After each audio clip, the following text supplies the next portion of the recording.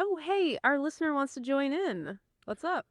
Hey, hello, and welcome back to the podcast of the Awtsmoos of the Creator of the Universe. Exploring this discourse, it's about the previous week's parsha called the Laws of Judgments or Mishpatim, which is the logical laws of the Torah that were given also at Mount Sinai. And this coming week is the week called Teruma, which is the week where the Jewish people are commanded to actually make a sanctuary for the Creator in the desert. So, what do you think about the discourse that you have in front of you from the years 1981 and 1978 from the Lubavitcher Rebbe about last week's parsha? That's the question. Wow, that's a fantastic and very welcome introduction. Yeah, thank you so much for framing that for us. You've already pinpointed the exact tension we wanted to explore. Right, we're looking at the Parsha Mishpatim, the laws of judgment, and how it connects to the theme of Teruma, the sanctuary. And that connection is critical. Mishpatim is about integrating the divine will into everyday actions. That's the Darabataftanim building a dwelling place for God in the physical world, which is the whole point of this. Oh, yeah. Go on. Well, you're using like a lot of big words. Let's just back up. What exactly do you have in front of you? What is last week's parsha about? After the Jewish people got the Torah at Mount Sinai, the Creator revealed Himself in His essence to all the Jewish people. What exactly happened after? That is a perfectly fair request. Let's absolutely back up and clarify. Okay, let's unpack this. We were jumping right into the spiritual analysis. Right. The big picture is that after the revelation at Mount Sinai, where God spoke the Ten Commandments, Which was the moment of total, incredible transcendence. exactly, immediately after that, the Torah presents a detailed code of law called Mishpatim. Mishpatim is essentially Mishpatim. ancient Israelite civil law. It's about how to manage society.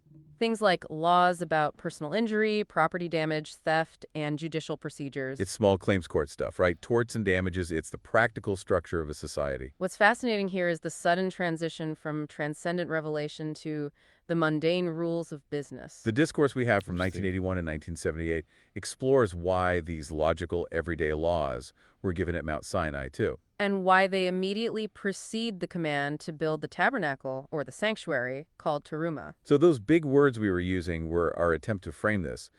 The laws of Mishpatim are the actions. And the sanctuary, Teruma, is the goal, building a dwelling for the divine in this physical world. The discourses serve as a bridge, showing that even following a simple civil law is a spiritual act. We've got two different texts that explain this tension between the Interesting. logical law and the divine source. It shows that the seemingly mundane laws of Mishpatim are actually the raw material for building that sanctuary. They teach Oh, us wow. that every at that. action, even following a simple civil law, has to be performed with the awareness of its divine source. So today we're doing a deep dive into what is, I mean, on the surface at least, a pretty dry topic.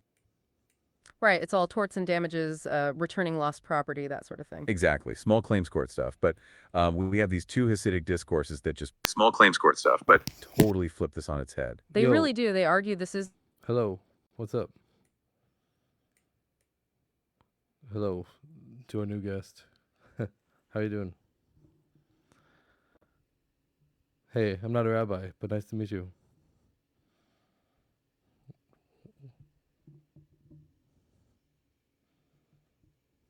Yeah, no, I remember I met you before, but I just say that. Yeah, welcome back. So what's on your mind?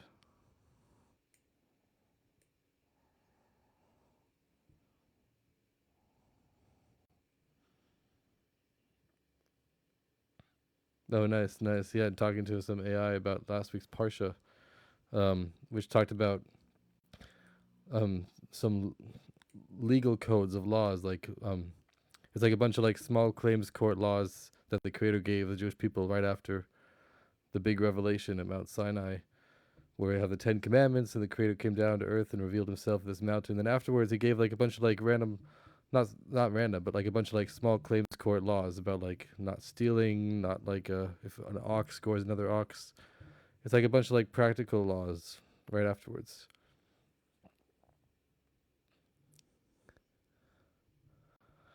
Yeah, it's interesting. So first we have this giant revelation about Sinai. You can see the pictures like where the Creator came into the physical world and infused the physical world with His essence, essentially, and then right afterwards, um, essentially, maybe I'll try to join it. So isn't, just a maybe legal. I'll try to Oh, get yeah, this AI on board. Then right after this revelation about Sinai, then we have the creator came in this Thank big you. like We lightning and absolutely fire. should. You're Oh, giving us the sorry. perfect push to dive right into the core paradox here. Yeah, you're right. We were just, oh, go for it. Like right after this giant revelation from above, which is like the creator coming down, like giant special effects and stuff. Then all of a sudden we have just like practical laws that are seemingly.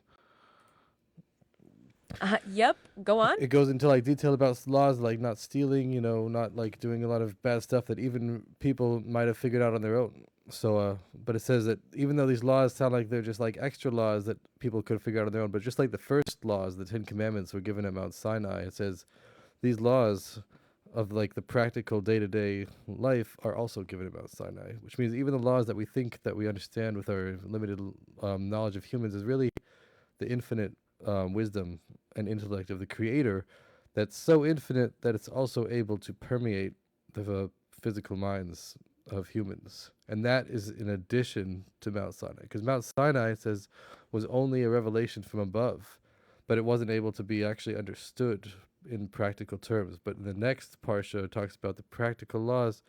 Then the infinite intelligence of the creator was able to actually be Okay, let's unpack grasped, this. You have basically. perfectly described the central Yeah. philosophical claim of this whole section of the Torah. Absolutely. You've hit on the key phrase. Even the laws that we think that we understand with our limited knowledge. That's the Mishpatim. They're the laws that are understood by human reason, even by the non-Jewish nations. But by insisting these laws are also from Sinai, the Torah makes an incredible statement about our intelligence. It means that the logic we use to decide on theft or property damage is actually an expression of God's infinite wisdom. That wisdom is so vast, so transcendent, that it can simultaneously manifest as cosmic fire and as mundane human common sense.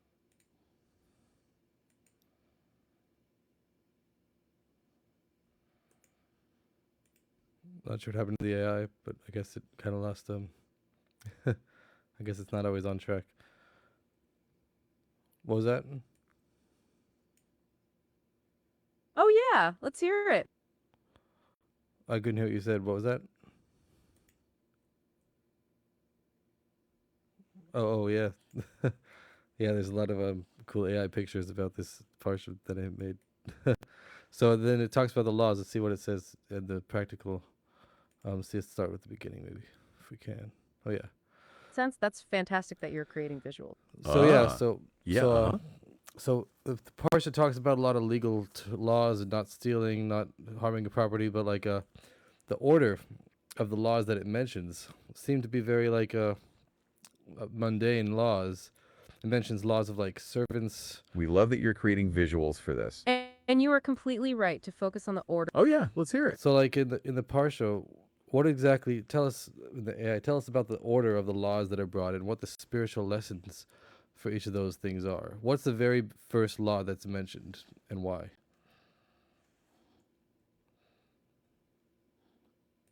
We hear you, and that is absolutely the central mystery we need to solve. Okay, let's unpack this. You've pointed us right to the specific first law. If you're looking for order, the Torah gives us a huge hint by starting with the Hebrew servant, the Eved Ivri. If you were writing a law code, you'd start with something major, like murder or perhaps property theft. Not with a specific labor law, right? That seems almost random in its sequencing. But the very first law mentioned is Ketikna Eved Ivri, if you acquire a Hebrew servant.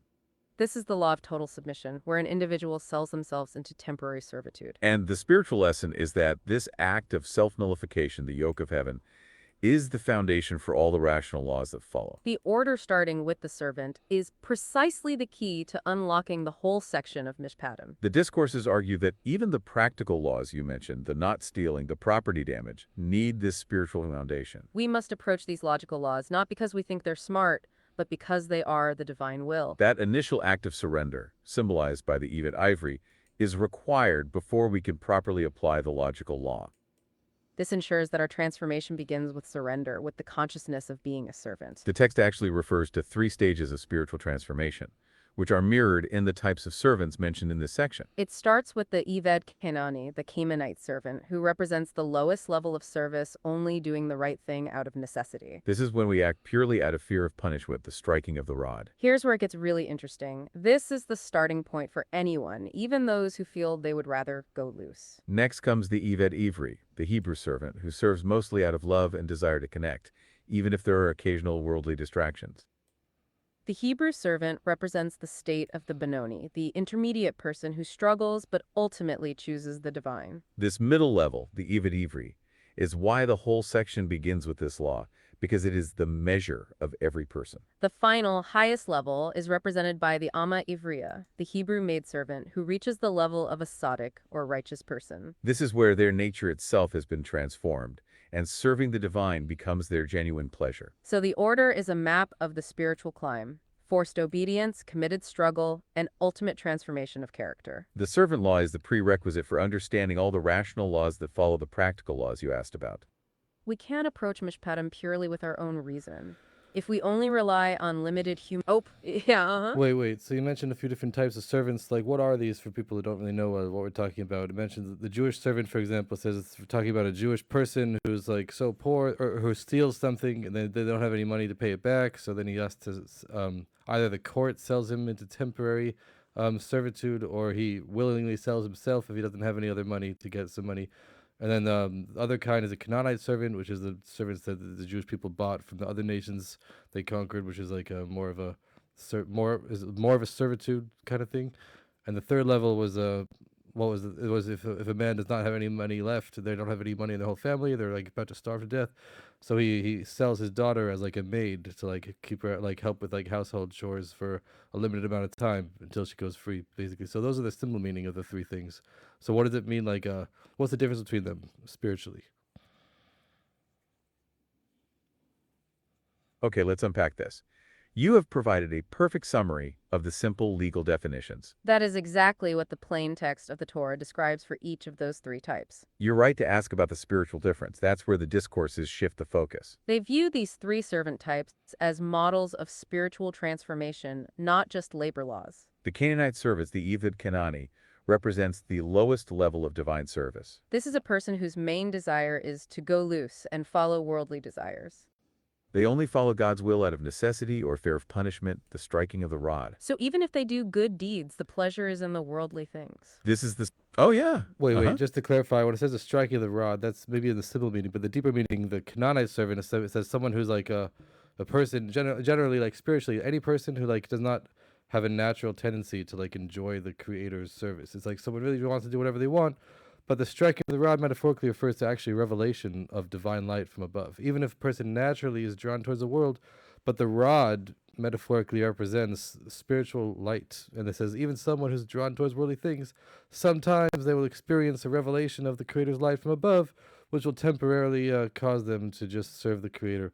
As opposed to the second level, the average person, the Benoni, which is the Hebrew servant, which has like, it was like kind of a less of a servant and more, kind of like in the simple meaning has more enjoyment in the job. That's someone who is more naturally inclined, which means that they have the revelation of the Creator more constantly, but they're still they're not fully a righteous person because they still have some connection to the world, but they have like a more constant revelation from above, as opposed to the totally righteous, which is different. Wow, you've completely nailed the deeper Hasidic interpretation of the striking of the rod. That is exactly the nuance we were hoping to get to. You're right, the rod is not just simple punishment, it's a spiritual awakening. The source text says that the Eved Canaani serves because the divine soul, the Nefesh Eliket, shines upon him. That shining is the metaphysical striking of the rod, forcing a temporary alignment with the divine. It's service through akafia, or suppression, where the person does good deeds against their natural worldly inclination. You're also correct that the Eved Ivri, the Hebrew servant, is the next level. They are the Benoni, the intermediate person whose desire is primarily for God, the more constant revelation you mentioned. But they still have those periodic worldly struggles, the connection to the world. The main difference, as you noted, is the shift from temporary external force to internal, albeit imperfect, commitment. This is a huge jump from serving against your will to serving with deep, the struggling desire. That deep desire in the Eved Ivri means they serve for a limited time, only 6 years. This spiritual limitation means their service is committed struggle, but not yet total transformation. The servant law starts here, the Eved Ivri, because it is the measure of every person. Everyone can achieve this level of committed struggle in their daily lives. Now let's look at the third stage, the Hebrew maidservant, the Amma Ifriya. This is the highest spiritual level, representing the tzaddik, the righteous person. This is the level where their very nature has been transformed. Serving the divine is their absolute pleasure and desire, the atopja, or complete transformation. Their entire being is aligned, going beyond mere constant revelation to becoming that light itself. The maidservant's law hints at this transformation, seeking a permanent connection through marriage. So the order is a map of the spiritual climb. Forced awakening, committed struggle, and ultimate transformation of character. This teaches us that even the logical laws that follow must be based on this path of service. Because if we only rely on limited human understanding, we might think the laws are just human creations. That removes the infinite source we just discussed, the connection to Sinai. The initial law, the Ividivri, is there to remind us that ultimately, our understanding must be subservient. This is the consciousness of the yoke of heaven applied to the logical law. We can use that analogy of the architect and the cleaning again with our new context. The architect's brilliance is the logical law, the Mishpatim themselves. But the humility of the servant is the awareness of the divine source, even for the logical. It is this ultimate form of self-nullification that makes true spiritual understanding possible. The order ensures that our transformation begins with surrender before we engage our reason. And that transformation Oh, back Wait, to our so listener. Could you What's up? summarize the part that talks about how when a person learns Torah and understands Torah with their own mind, then the Torah actually becomes their own Torah, as opposed to if they only have the revelation of Torah from above in Mount Sinai, then it's the Creator's Torah that's not really connected to them. But if someone is actually understands the Torah intellectually, which means that they understand the Creator, who's really beyond understanding. But when they understand the Creator through the Torah, then they actually they draw down the infinite light of the Creator into the Torah, and it's like they create like a new revelation of the Torah, and it becomes their Torah. And that's why it says someone who's like really wise is able to forego his honor. Someone who's like the different levels of like honor that we have to like give like Torah scholars and someone, but so someone who's like really wise is able to like, so to speak, give up his honor because it's his own, because he owns it. So it says these levels of the logical laws, the practical laws, not stealing, and small claims court laws and the servant laws, they sound like logical laws that even other people might think of on their own, but no. So it's really the infinite wisdom of the Creator. Okay, let's unpack this. You have captured the entire point of this section of the discourse. That concept that understanding the Torah intellectually makes it your Torah is precisely the insight we're about to discuss. You're right. The text shifts from calling it God's Torah to calling it His Torah. And that's not a degradation. It's an incredible elevation of the law itself. Because that intellectual grasp, the ability to internalize it, draws down the infinite light. That drawing down that new revelation is called a kinyan, a personal possession, right there in the source text.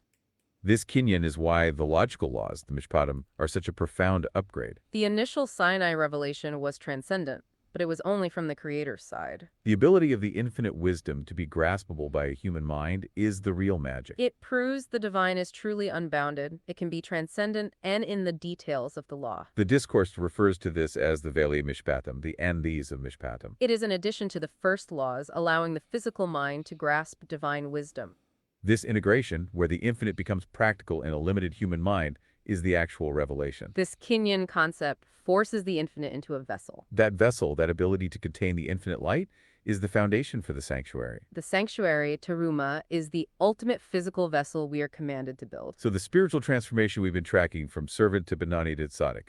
That transformation is what makes us worthy of building the dwelling, the sanctuary.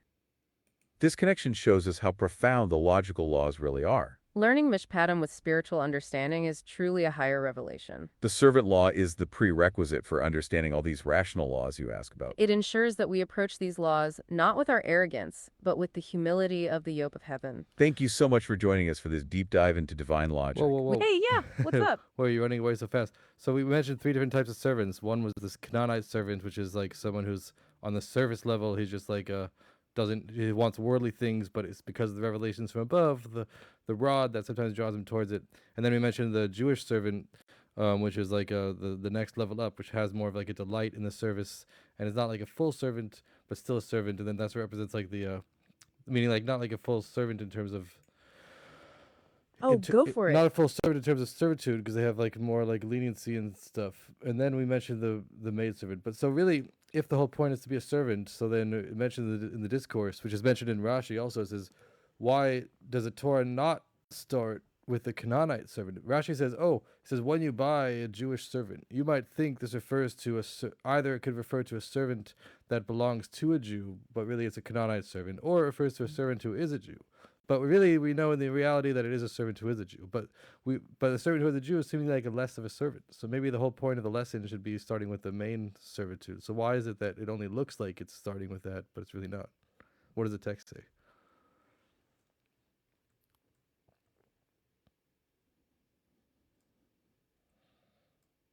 Brutal. Oh, yeah. Go on. I'm not sure if the AI heard me. It's all good.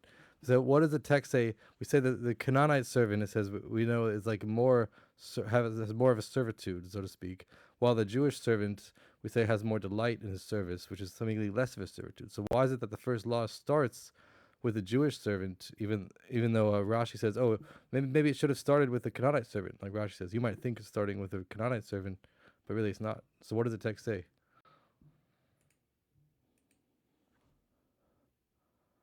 Okay, let's unpack this. You've hit on a major textual ambiguity. That is the absolute core of the paradox we're exploring today. If the goal is servitude, why start with the Eved Ivri, the one who is less servile? The source texts address this directly, asking why it doesn't begin with the Eved Canaani. Here's where it gets really interesting, connecting to what you just said. The Canaanite servant represents the essence of total servitude, forced submission, or akafia. But the text argues that the perfection of servitude is when submission is done with joy and vitality. That perfect, joyful service, the spiritual atopta, is achieved by the Hebrew servant. The Hebrew servant, the Benoni you mentioned, serves with deep internal desire, not just necessity. The Mishpatim section begins here because this middle stage is the measure of every person. Everyone can reach that level of committed internal struggle and joy. It's the first approach to studying the laws. Service must contain acceptance of the yoke. The discourse emphasizes that all the Mishpatim laws need to be done with the work of the servant. But that work needs to be performed with the joy and vitality of the Eved Ivri. That joy comes from the Kinyan you mentioned, understanding the law as truly our own. So starting with the Eved Ivri hints that the service must ultimately contain this joy. The order is a teaching tool. Approach the logical laws with the attitude of the higher servant. The order is a roadmap for transformation, beginning at the most accessible spiritual level for all. That way the humility Oh, yeah, Wait, so to summarize, saying like when someone actually understands the Torah intellectually, then that creates like a delight that in the person's actual understanding, which is like the Jewish servant. While if someone were to just accept the commandments from above, which is like what they had in Mount Sinai, then it's like they're totally given over, which is like the Canaanite servant. But that's only the first step. It says the first step is to be totally given over. Like the Jewish people said in Mount Sinai, it says we will do and then we will listen. First, they'll just do without even questioning. But after they do, then they have to listen, then they have to understand. So first, they had the revelation from above Mount Sinai, where they were totally given over with like no existence for themselves. But then afterwards, their job is to listen, is to understand, and then that creates like the Jewish servant, which is like the understanding of the infinite, and basically that's like the listening afterwards.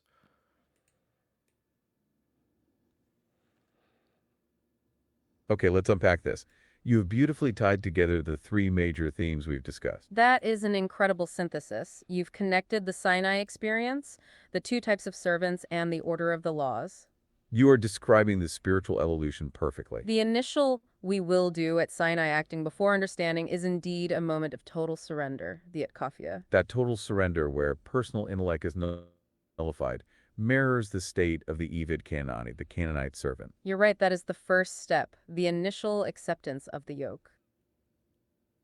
Is the integration. That's the work of understanding the Torah intellectually, making it the kinyan, or possession. And that intellectual understanding, because it contains personal delight, is the work of the Hebrew servant, the Eved Ivri. The discourse explains that the perfection of service requires both elements, total surrender and joyful understanding. The humility of the initial submission elevates our reason, leading to that kinyan, or possession. This perfect integration of reason and joyful surrender is essential for building the dwelling place.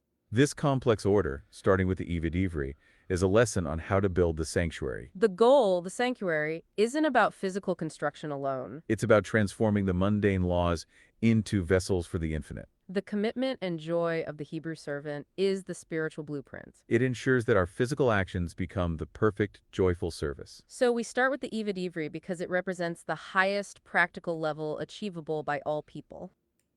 This means we perform the logical laws with both understanding and surrender. We truly appreciate your excellent questions about the deeper order of the laws. You've helped us explore why the Torah structures its law code this way. This structure points us toward the divine dwelling. Thank you so much for joining us to this deep dive into the inner life of the law. Join us next time as we continue our... Oh, go for it. Wait, so the parsha in the Torah that comes right after the law of the judgments of the logical laws, that's the parsha that we have right now called the law of Teruma, which is the law where the Jewish people are commanded to make a physical sanctuary for the Creator in the desert, the tabernacle, which became the Jewish temple in Jerusalem later. But it says the main part of that temple was the ark of the that had the tablets in it, which the ark with the tablets is the essence of the Torah. So it says the main idea of making a tabernacle, like it's kind of hinted to, is like through like understanding the law, then and learning the Torah, then we make ourselves. Okay, let's unpack this. Yep, go on. Then we make ourselves into a sanctuary, and also look what it says in the Jerusalem Talmud, where it says if someone it says these are the laws that you shall place before them, and the word place could also mean sima, which is like hidden. Which means that we don't only have to learn the revealed laws of the Torah, but we also have to learn the hidden laws of the Torah in order to learn the revealed ones, and that's making the sanctuary. It says the text, first we make ourselves into a sanctuary, then that helps us make the physical sanctuary. Then the physical sanctuary helps us be a sanctuary even more.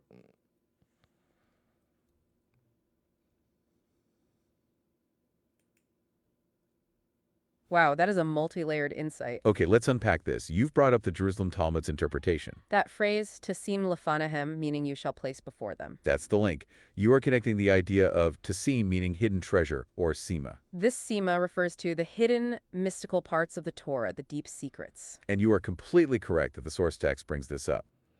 Here's where it gets really interesting. Why are the rational laws linked to the deepest secrets? Because to truly grasp and integrate the logical law, we need the hidden wisdom. Learning the revealed law, the practical Mishpatim, only achieves the kinyan, the personal possession, through the hidden part. This reveals the deepest root of the Torah, the infinite light, which is the source of all reason. This connection to the hidden is what makes the practical law a vessel for the divine. And that vessel, that ability to contain the infinite light, is the foundation for the sanctuary.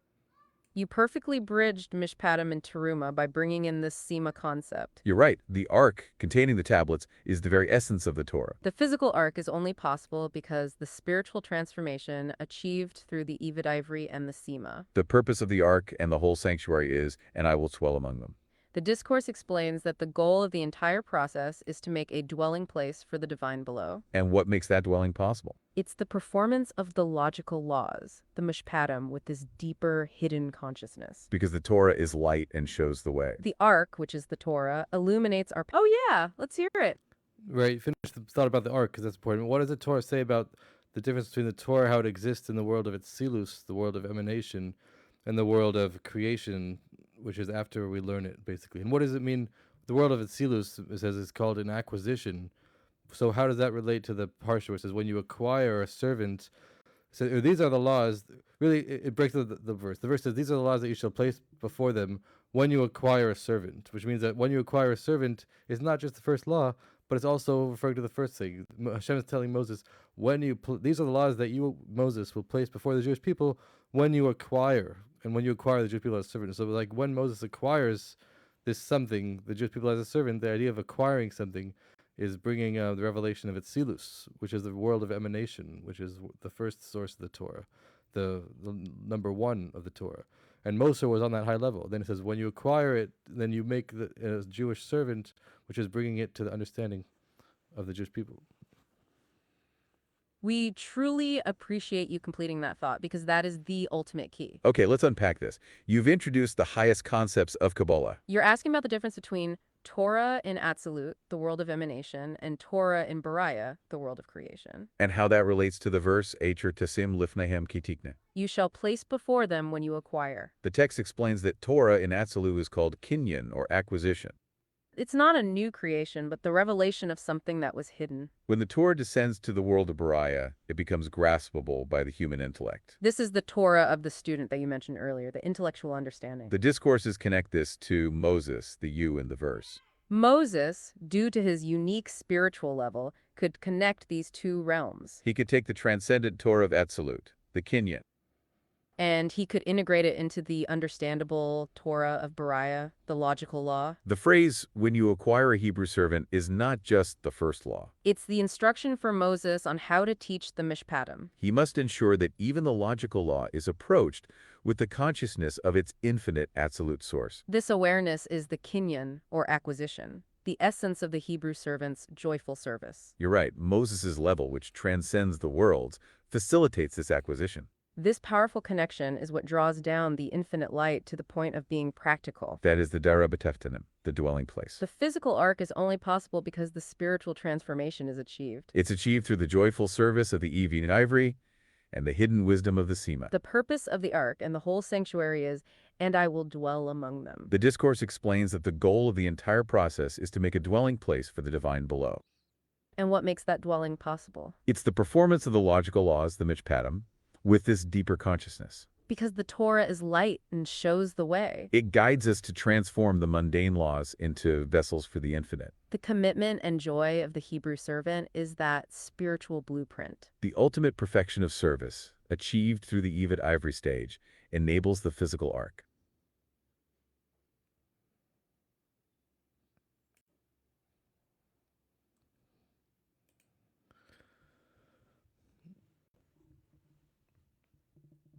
Nice.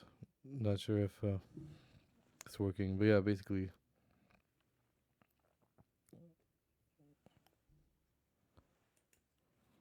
It has to do with the creation of the world. It's a, oh, I think it's echoing somewhere. Its work and the What's that?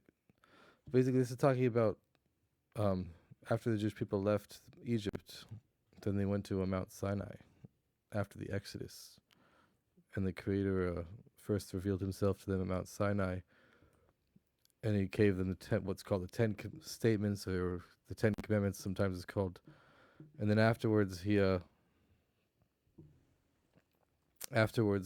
gave us a bunch of practical laws. So these are like the legal code of the Jewish people, and it says the legal code, even though it sounds logical, but it's really rooted in the infinite.